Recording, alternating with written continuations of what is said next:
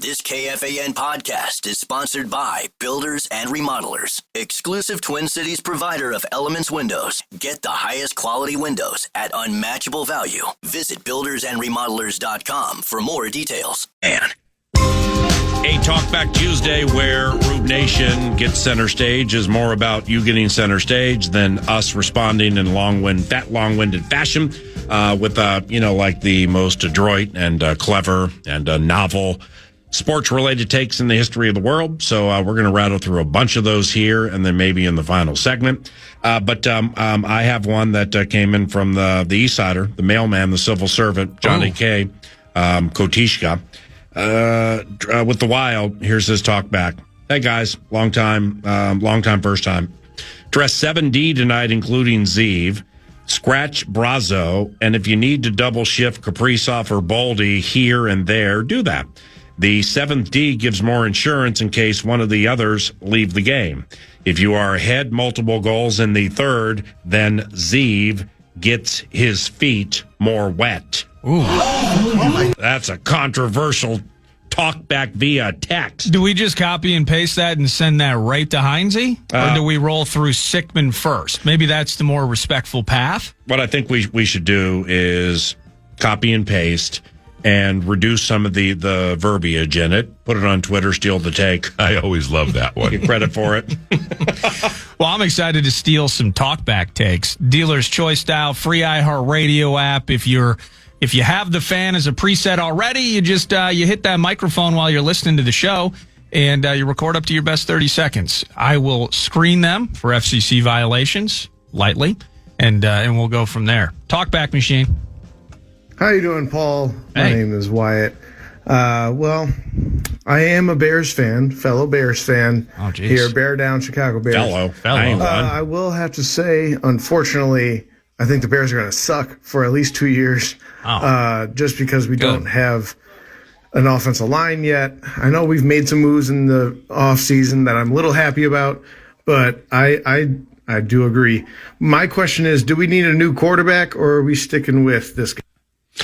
The answer is no, because you're all in on the first overall pick in the draft. And the only way to properly answer that without clipping on the time of those who took time to talk back is fall down, Chicago Bear. Ha, ha, ha, ha. You're not at first, but fall down, Chicago Bear. What's next? Talkback machine. Probably a different topic. Let's see. Hey, guys. It's Brandon from Red Wing, Minnesota. Hey, I got to say, the Wolves are going to beat the Lakers. Wolves in 6. We have a way deeper bench than the Lakers do. Once Luka and LeBron get tired, they don't have anyone else to stop us. So we're gonna go 6 games and we're gonna win this thing. Ooh. Old people get tired. Brandon, good hearing from you. Somebody I met a couple of years ago, down Rochester Way or Red Wing Way. I agree with him. And this actually, this actually, I think will bear its fruit in a way that we will see over the course of the series. So who are we looking at here for them? We got Dalton Connect. All right. I mean, JJ Redick, is amazingly down on him, or at least he has been during the course of the year. Maybe with a week to get him ready, they'll dust him off because Dalton, the rookie, can shoot. Gabe Vincent. Gabe's given them some really, really good moments, really, really good games. Former member of the Miami Heat, runs it the way Redick wants, but Jared Vanderbilt, Energizer Bunny guy, he ain't going to score. His scoring's not going to beat you. Rudy has to decimate him when it comes to rebounds. It's crazy how small, as I look at it now, you're looking at a team like, you mentioned Vincent, you mentioned Connect, okay, a couple of shots in the mix there, a couple of shooters in the mix potentially. Yep. Vanderbilt, not a ton of size, but he can kind of, clog things up defensively. His defense can be really good. Very good. But, they're rolling, I think Shake Milton's on the team. Yep. Dorian Finney-Smith. Oh, no way. Dorian Finney-Smith's a problem. This is not, but he can be. Yeah. But more certainly in a support role. If they get to a spot where they need 7 good minutes in a quarter, specifically the second half, or somebody's in foul trouble, and they need points. But he can become a liability, though. That's what I'm saying. And so that's potentially that's something to look at there. But man, they lack size across the board. Finney-Smith is one of the NBA's better perimeter defenders. He's spindly, very active, was terrific with the Dallas Mavericks as a defender, and the Lakers identified him as a trade guy they wanted for moments like this. So he, to them, is a less offensive output kind of Jaden McDaniels. But I'm glad you brought his name up because I forgot. To the talkback machine we go. You know, like the Wolves versus the Lakers. Like, I think big component in the game is going to be if Ant, can keep his head, Like, he got ejected one of the games this year, and then the Wolves lost. They also were missing Gobert and Randall, though, so that, like, little different day, but... Yeah, so that was the game we were talking about. You had several players out that game. Yep. I think you nailed it with Randall, Gobert, and maybe one other. And then Ant gets the 2 techs, gets bounced. And they end up losing. I think it was less than 10 points, closer game in the third quarter. Yep. Ant keeping his head seems to be a common theme here. Well, and why wouldn't it be? I mean, we're looking at 18 technical fouls during the regular season. We're looking at a suspension in a game at Utah. They lost by 1 point, and they 90% win if Anthony Edwards plays. Yeah. And that's a game they needed to get the 4 and home ice advantage against not the Avalanche, but the Nuggets. So it matters. I mean, then Anthony, he knows all this, man. He knows because Finch is good about showing these guys all the way back to Cat. Hey, when you complain or when you lose your bleep over a call, well, look what happens the other way. You think this ain't hockey, man, and they're not on a power play. Okay. Yeah. So you got to get back and kill the penalty, so to speak.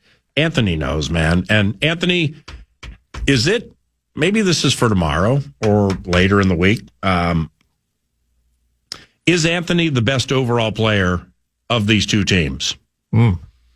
See, you should be at 23 or whatever his age is, right around there. 24 maybe, but yeah. Okay. At 24, you should be able to absolutely say, well, yeah, are you an idiot? Well, okay. Yeah, I'm still 23. I would take him. Well, he plays better defense than Luka. You know, Luka is more. Yeah, this is and then LeBron's the greatest player in he's proving himself to be the most dominant, greatest accomplished player to a certain extent because MJ still has the rings. But the longevity with LeBron, man, it's unquestioned. It's getting unquestioned. It's crazy. It's right, and he's not done. He's going to play 5 more minimum. Watch. Yeah. That's an interesting talker because it should be Anthony like that. It should be. It's not. Could be. It's not. Although Luke, there is something. All fat jokes and things aside about Luka. Like how brilliant were the Mavericks / Luka a year ago, and it helped to have Kyrie and the way they were moving it with the big guys. Yeah. But the whole thing that series was make Luka defend, and I've read a little bit on that into this series as well. Bro, you're so right. On paper and in theory, it makes sense. Yeah. If he doesn't have to defend, he's the best player in this series because he will drop 5 triples on you in 2 minutes in a freaking heartbeat. He's got that Euro step bit inside to draw the foul and one. And he's a terrific passer as well. He's physical enough to get in on boards. He's the best player in this series if you don't make him defend. Right. If all things are equal and you look at things, Anthony could still be in that conversation. But I mean, if we have to do something a little bit different, I think on that kid than we did a year ago. Well, they don't make Luka defend the way you would think a player has to defend. So with Jaden McDaniels, to a certain extent, it can be there's immortality, there's the former Maverick, he's yours. Yeah. Until you need help, and we got you. Anthony, same thing. Because those guys are really good perimeter defenders staying with somebody one-on-one. I'll just be straight with you. Luka and or LeBron cannot get around Anthony Edwards without help. Okay, they just can't. All right, hey, clear everything out. Yeah. Crossover between the legs, behind the back, step back, here I go. No, they can't get around Anthony and probably can't get around Jaden. But it's the matchups that are created from the picks and everything where they protect Luka. Okay, Luka is in the Lakers protection program. I mean, seriously, it's the you can call it the West Los Angeles protection program. because they are quite aware that he's not interested in defending. He's not very good at it. And by the way, that's not what they pay him for. Right. They pay him for it, but it's not atop the, like the pay scale. That's a fascinating thing you just brought up. All right, Chris Finch started 9 to noon earlier. It's playoff season. If you missed Finch earlier, we think you'll like it. It's coming up next on KFAN, but first, a cash thing. The Fan, along with BigDeck.com, do indeed want to give you the opportunity to win some cash. National Cash Contest. Go to KFAN.com, enter the keyword grand, and you might win a grand with the keyword grand at KFAN.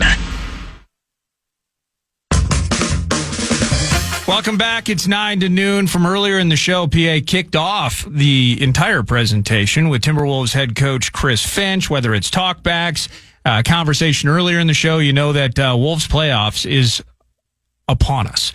Saturday night, 7:30 p.m., but the head coach joining on a weekly basis, thanks to Prize Picks, thanks to Second Harvest Heartland. Always a good guest, always a good conversation. PA started out this morning's affair with, did you take yesterday, Coach? There's not a lot going on, a day off of sorts. Did you take the chance to just rest? Yeah, thanks, PA. Certainly did. Got a chance to breathe. It's been quite the push down the stretch here. Very proud of our guys and how they responded over this last point of the season. But yeah, I know we got a chance to kind of shut the gym down from the players. They were kind of locked out yesterday. I wanted them to be away and fresh mentally when they came back to work today. Coaches, we're starting to put together the game plan for the series upcoming. Kind of do it in stages here, but it's still good to kind of just have a week to be able to do it, but also a chance to just kind of catch your breath. And with you as full-time coach, it's either been play-in or playoffs every single year. So they're all like snowflakes. They're different, but they're the same. And this one was a little more grindy than some others, right? Yeah, definitely. This was a challenge in a lot of ways. And as I said to the media the other night, I'm very proud of our guys because, internally they figured it out and they were willing to adjust, adapt, lean into what the team needed at times. And just fight through it. Sometimes it's what it takes. You got to go through it. The only way out is through. And it wasn't always pretty. And, there weren't a lot of believers early on in what this team can be. And we still think we have great potential to make a run here. But getting in and giving ourselves the week to prepare and avoiding the play-in tournament is key. And coming down the stretch over the last 21 games, I think we were 17-4. Last 65 games of the season, we had top 5 record in the league. So it just felt like it was getting a little bit better each time we went out there and played, and that's what you want as the season develops. Hey, Chris, from an offensive standpoint, so let's this would include the time that Julius Randle was down for like that month with the groin, but the first patch of the season offensively, with ball sharing and just everything that goes into bringing in a high-end offensive player like Julius Randle, but he plays differently than Karl Anthony Towns.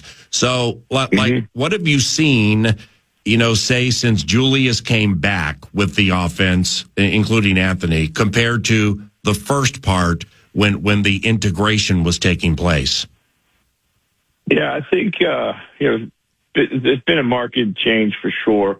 One thing that we've seen is just, more playmaking, more assists by both those guys, Anthony and Julius. Their playmaking had gone up. Early on in the season, turnovers were high, ball was sticky, guys were playing in a crowd, trying to take on matchups or double teams and stuff like this that don't normally pay dividends. Pace increased with Julius. 3-point shooting volume was up. 3-point shooting percentages were also up and got better as we created better shots. Winning the possession battle, turnovers came down. Offensive rebounding went up. That was a group effort.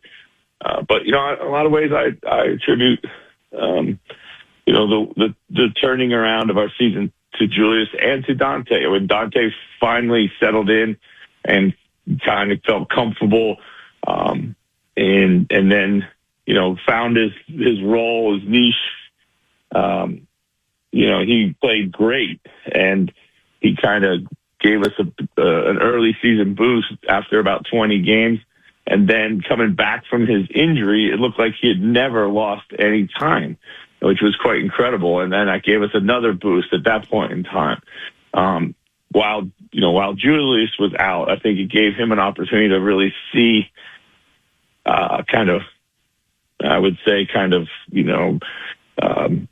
really hone the fine points of what he could do when he came back with his playmaking for his teammates, because everybody had stepped up, so he could really see what people were capable of. The Jaden McDaniels of the world. And listen, like, Jaden has had an unbelievable season, and but he was probably a victim of us trying to integrate those two guys. Their shots, make sure they were comfortable, they had the ball. And it probably took some opportunity away from Jaden early. And then when those guys left, Jaden was able to step up. Those guys could recognize, hey, they've never played with Jaden before, so they didn't realize that this was there. So it's just a lot of things like that you have to keep accounting and adjusting for. You touched on it briefly from the outset, Chris. But how pivotal is it to have most of the week to prepare for Luka compared to last year, where you barely could come up for air into that Dallas series? Yeah, I think it's, we found last year it was key to the entire playoff run for us. Going into that Phoenix series, we were 0-4 against them, and we had to really kind of reinvent ourselves. And we were able to do everything that's targeted, whether it be player development, offensive and defensive strategy. You could break it all down like a football week. So that's the luxury of making the playoffs, not just taking yourself out of harm's way by having a bad game in the play-in tournament, but you just get this extra rest, extra opportunity to prepare. When you're talking about LeBron, you're talking about Luka, you're talking about what the Lakers look like now, which is a team we really haven't faced all season, because when we did play them, we were missing several key guys, Julius and Dante amongst them, Rudy, I believe, as well. And so, it's kind of like playing a team for the first time. So the more that we get a chance to break them down and study them and put together a game plan, the better it's going to serve us. And how about this, man? You can parade the sidelines. Unlike last year when Booker clipped you in the first series. I mean, that has to feel special, right, Chris? Yeah, it'll be good to be back there. So, although I was good from the second row, I was able to yell a lot louder from back there. Right, but clearly there were times last year where you wanted to get up out of that contraption and get busy, but you just couldn't. All right, this is Chris Finch, head coach of the Minnesota Timberwolves. Wolves and Lakers Saturday, beginning the first round of the playoffs. It's a 7-game series, and it begins in Los Angeles. Now, you had J.J. Redick when you coached in New Orleans. What was he like as a player, and now what's he like as a head coach?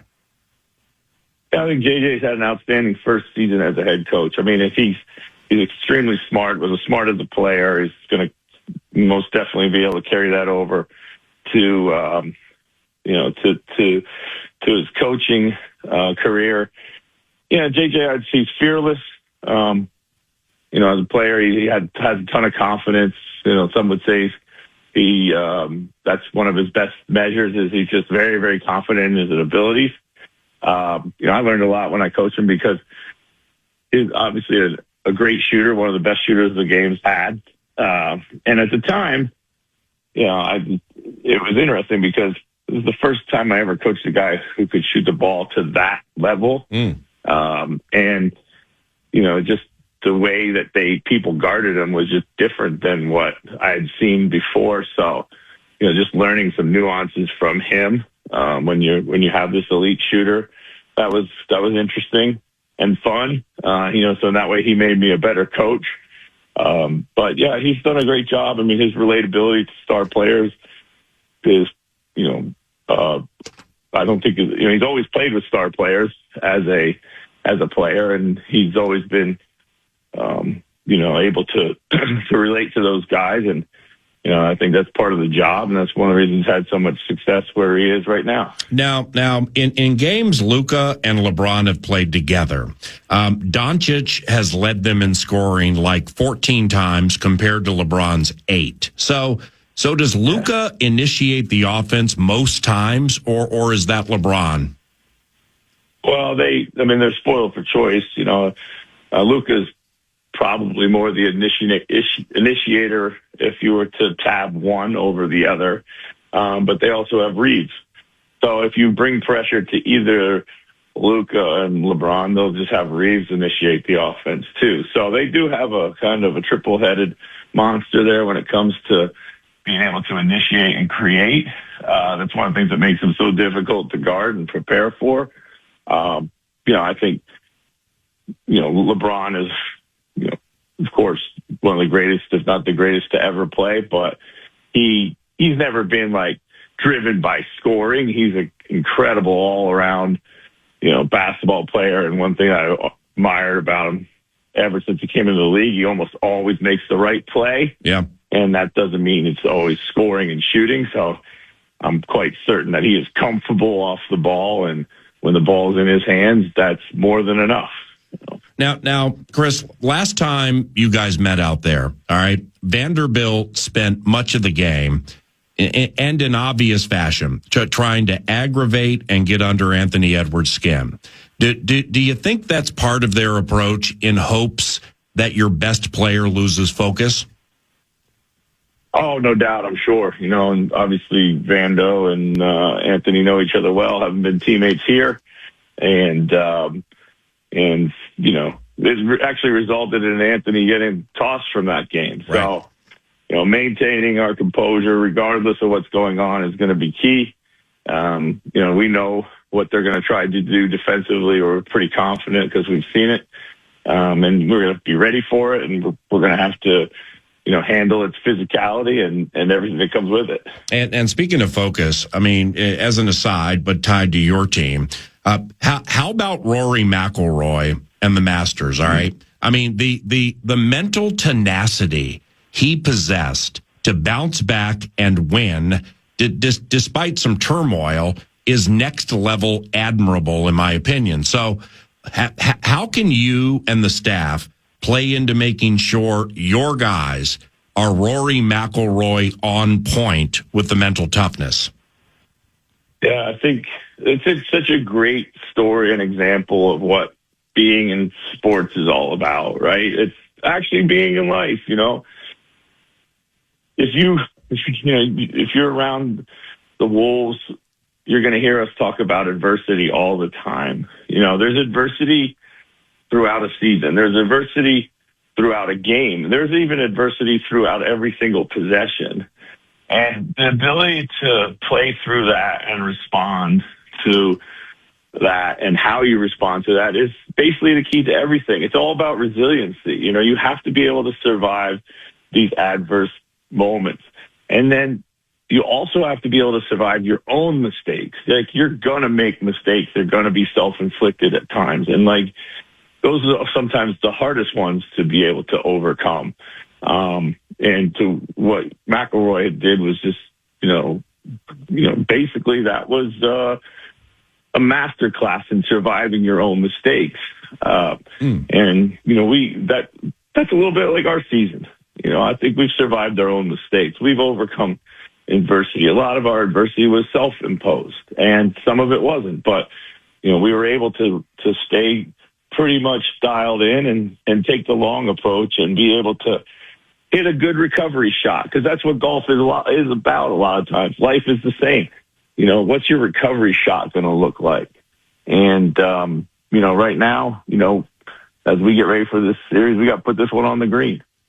Beautifully explained, and thank you for it. And to the actual game action, being a rube on the outside here, I think they have to double Ant a ton, right? Which means others should get open looks, which means they're going to need to hit them, obviously. Do you see that type of approach coming? Yeah, I mean, that's what they've shown so far. They're pretty committed to who they want to beat them and who they don't want to beat them, which is largely a standard playoff tactic. And making the right play is something that we preach time and again. And we're going to have to do it, and we trust each other, and that's what you go through all 82 for, to be able to develop that type of trust and dependency and understanding of the different moments and situations you're going to be in. A few more for Chris Finch, head coach of the Minnesota Timberwolves, playoff bound. They hooked the Lakers in the first round of the NBA playoffs.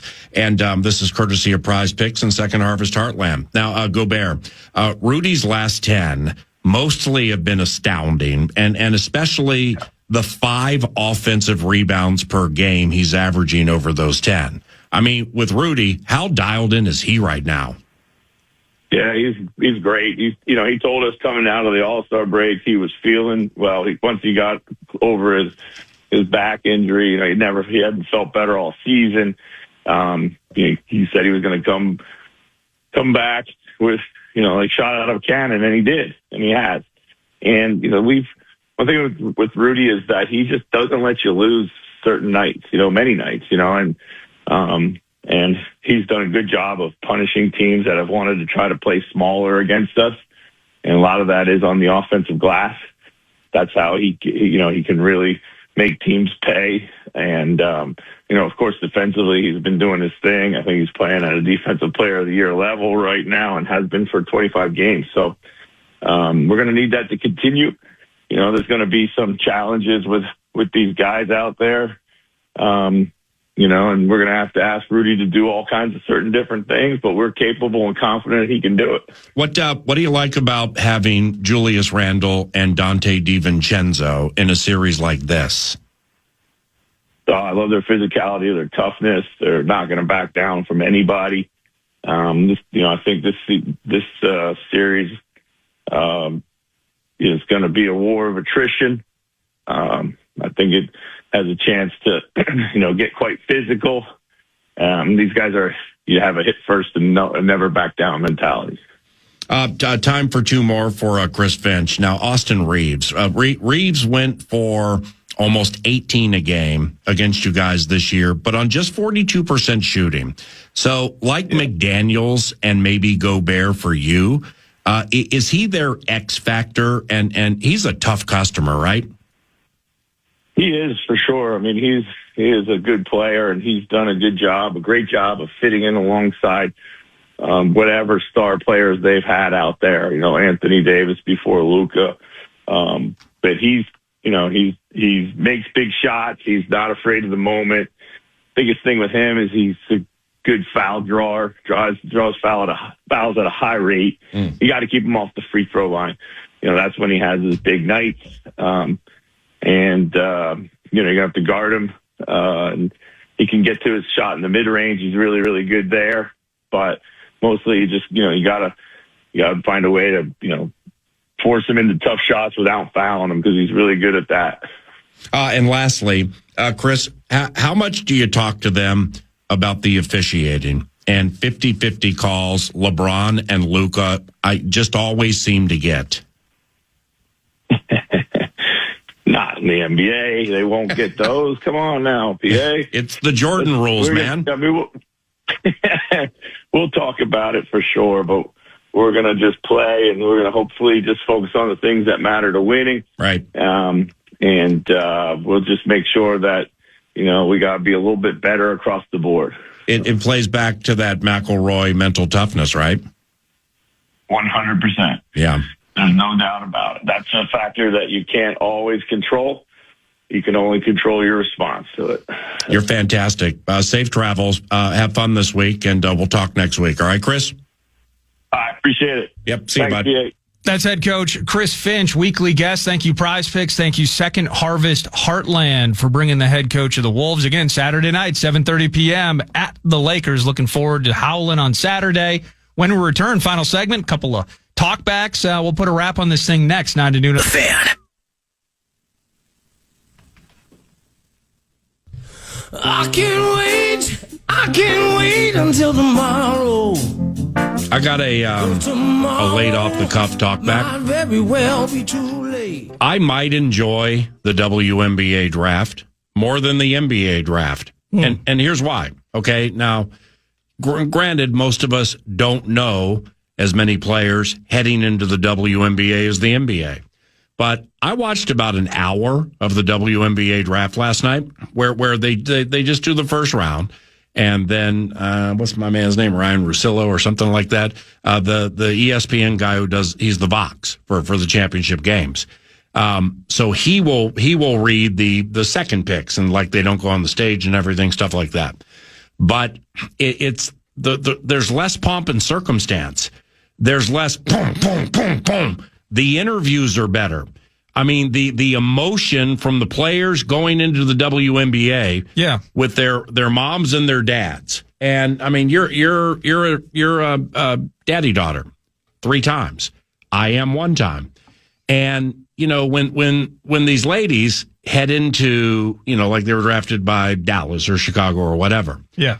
It's so emotional, man, when they're talking about, you know, all the practices and car rides and everything, mom and dad and dad and dad and dad and dad, and like dad cries and then daughter's crying. Oh yeah. It's unbelievable. That's the most I've watched the WNBA draft ever. Well, they're naturally a little more emotional maybe than the guys. But it's real. And the connection. I mean, as a dad, to see if I saw my daughter on that stage, it'd be a little dusty in there. Are you kidding me? Unbelievable. Yeah. But you don't hear any chip on my shoulder, never should have passed me. Right. I'm going to make them all pay. No, it's just genuine appreciation and jubilation and authenticity with the path they've taken to get on that stage with the commissioner. I just thought it was really, really cool. It was. Thank you, everybody, for the talkbacks today. That was terrific. Dealer's Choice could pop up at any time, so make sure you listen to FM 100.3, KFAN, and 9 to noon whenever you get the opportunity. And I'm Paul Allen. Mike Florio, ProFootballTalk.com tomorrow. Mike Trudell, who is a Lakers reporter and a Minnesotan. He'll be joining the radio show tomorrow, too, for a playoff preview. Here comes Big Daddy Khan and the wrap on the show. Just listen. Just listen. Now, what did I do wrong? The game is over. Bookending the show with Chris Finch, feeling like Wolves in 6, a cinch. Maybe Jalen Clark becomes a defensive star in a pinch, lazily repeating a rhyme from the other day. Kevin Lynch. Sometimes, man, I just don't got it. Like today, too preoccupied, as much as I fought it. This won't be my best rap ever, so don't fire me. And Charge isn't here right now to inspire me. No ball gag jabs or ashless chap quips. Just guessing and talkbacks, shooting from the lips. Listeners driving the show, that's how it should be. And the host made it the whole show, pea-stain-free. There's the sound of the final bell. Florio tomorrow, and reporter Mike Trudell. Do you chop down a tree or is it felled? These are the things today upon which my mind dwelled. Pea-stain-free. Excuse me while I whip this out. Podcast today's Paul Allen Show, or listen back to previous show and interviews by going to the iHeartRadio app or KFAN.com.